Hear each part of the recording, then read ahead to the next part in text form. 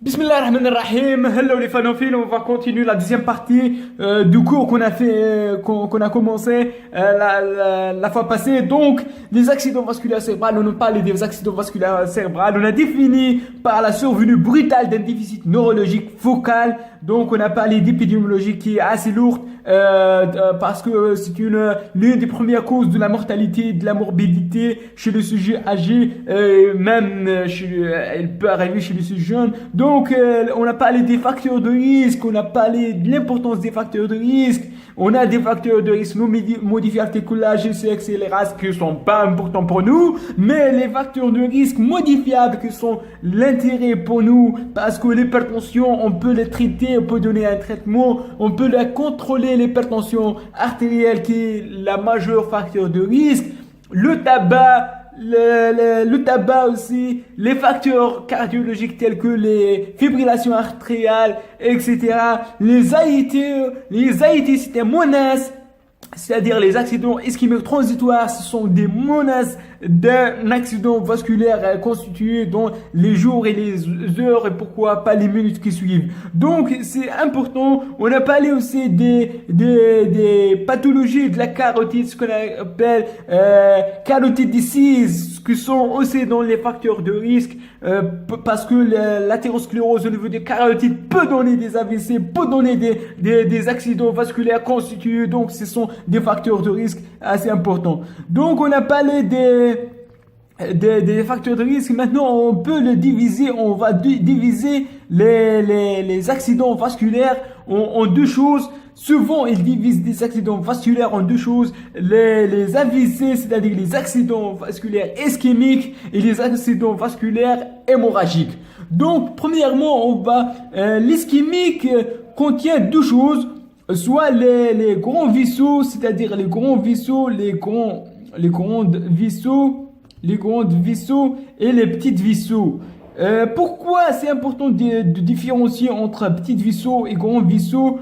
Parce que les grands vaisseaux la morbidité et le pronostic est mauvais parce que les grands vaisseaux, seulement 20% des patients qui atteignent une AVC de grands vaisseaux sont des good neurologic outcome at 3 months. C'est-à-dire seulement 20% des gens qui sont atteints d'AVC d'un grand vaisseau récupèrent après 3 mois. Mais 40% des patients qui ont atteint des AVC de petites vaisseaux, ils peuvent avoir des bons fonctions neurologiques après 3 mois. Donc, si on parle d'hémorragie, donc l'hémorragie aussi, donc l'ischémie, les causes d'ischémie sont plus fréquentes, à peu près 90%, 80, n'est pas 90, 80% des AVC sont des AVC ischémiques et seulement 20%, donc c'est moins fréquent les AVC hémorragiques.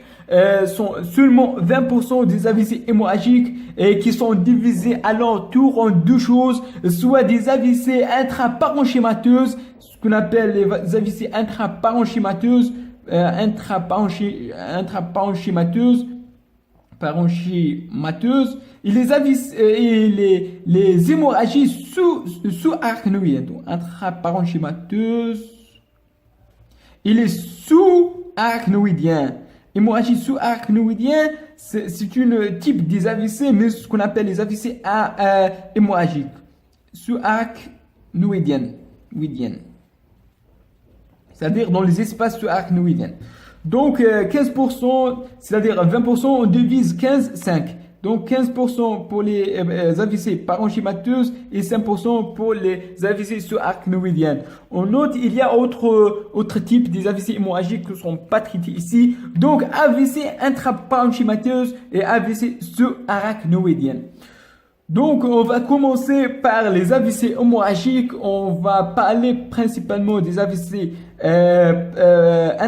donc on va parler des AVC hémorragiques, on va parler des AVC intraparenchymateuses et après on va parler des AVC sous-arachnoïdiens.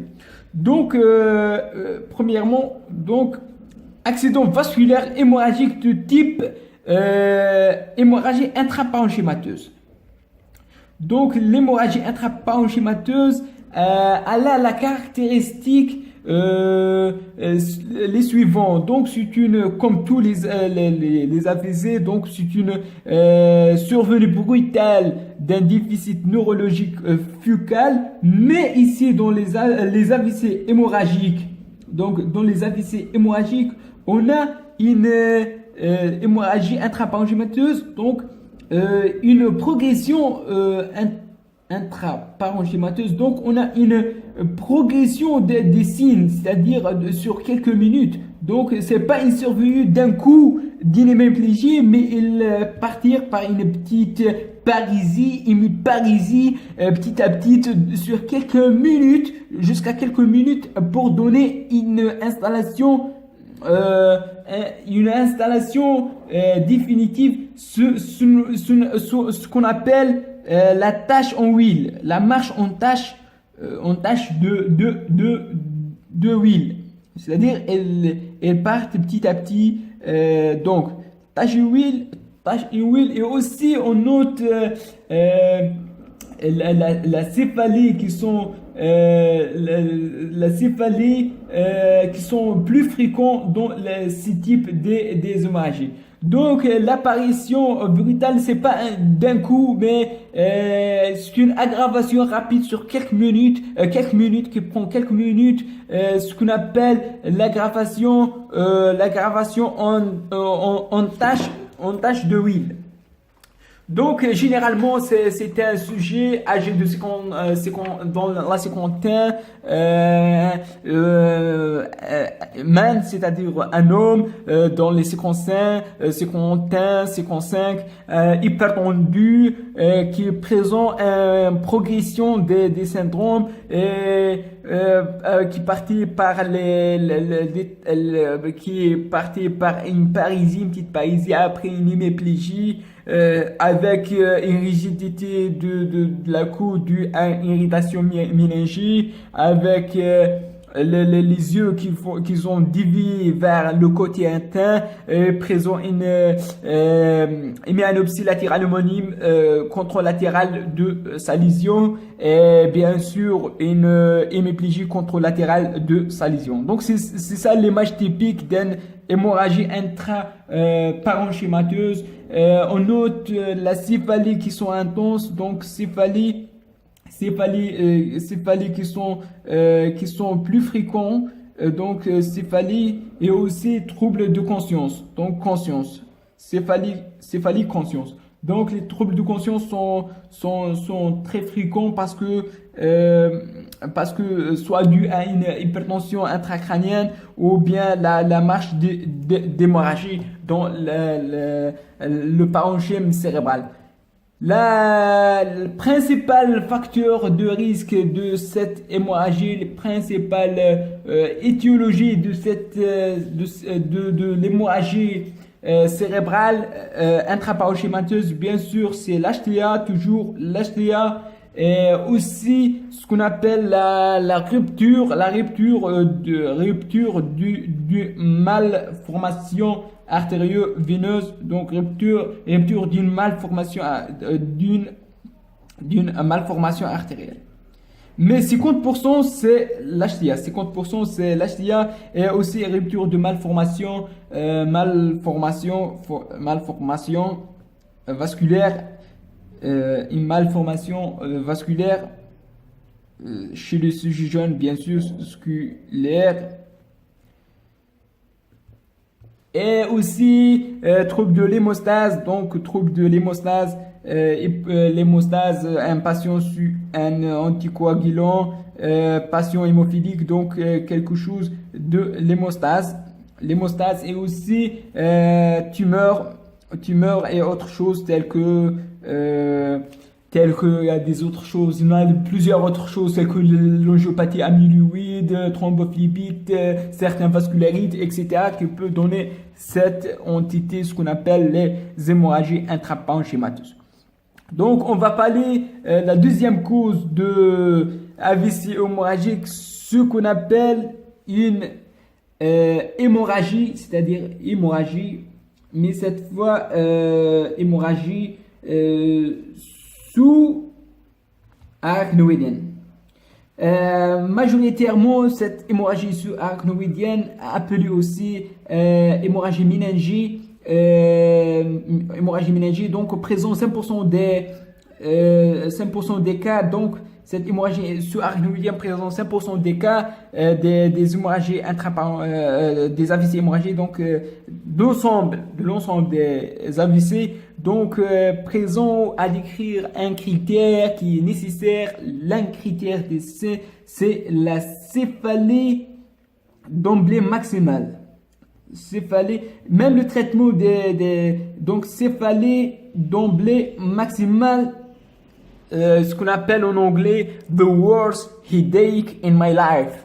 The worst headache in my life, c'est-à-dire la céphalie, la plus intense dans ma vie. Et elle est fréquente, elle est bien sûr parce que la céphalie commence directement d'un état directement d'emblée maximale et persiste. Donc c'est ça un type d'emblée maximale et persiste. Donc généralement elle due à une anévrisme, généralement dans les anévrismes, donc elle due la cause c'est une anévrisme, c'est-à-dire une dilatation artérielle comme ça, donc rupture d'anévrisme, l'anévrisme c'est la cause la plus fréquente, rupture d'anévrisme, donc c'est le plus fréquent. Donc, ce anévrisme qui qui donnait une hémorragie gravissime, donc le traitement consiste dans ce type, soit on met on clip, c'est-à-dire on met un clip ici, on ferme ici par un clip, donc on clip les choses ici pour isoler l'anévrisme par la circulation, soit on introduire quelque chose par une voie endovasculaire, c'est-à-dire on entre par là, donc par voie artérielle, sous la radiologie conventionnelle, et on fait une coagulation ici, pour on ferme ce anévrisme, on isole. Donc soit on clip, c'est-à-dire on clip l'anévrisme, soit on entre par l'endovasculaire, donc soit clamping, soit donc par la radiologie conventionnelle, on traite ce anévrisme. Donc c'est ça les deux types des hémorragies, on peut répéter. Donc on a l'hémorragie intraparenchémateuse, donc hémorragie intraparenchémateuse, c'est l'arrivée progressive en tache de huile, céphalée, trouble de conscience toujours, 50% c'est HTA, rupture de malformation malformation vasculaire, soit malformation artério-veineuse ou autre chose, trouble de l'hémostase, anticoagulant, hémophilie, etc., tumeur et autre chose. Donc, et l'hémorragie subarachnoïdienne caractérisée par la céphalie d'emblée maximale est due à une rupture d'anévrisme généralement. Donc c'est ça les hémorragies, les AVC hémorragies. On parle tout de suite des accidents vasculaires ischémiques. À la prochaine, Inch'Allah. N'hésitez pas à aimer, aider et partager. Et à la prochaine, Inch'Allah.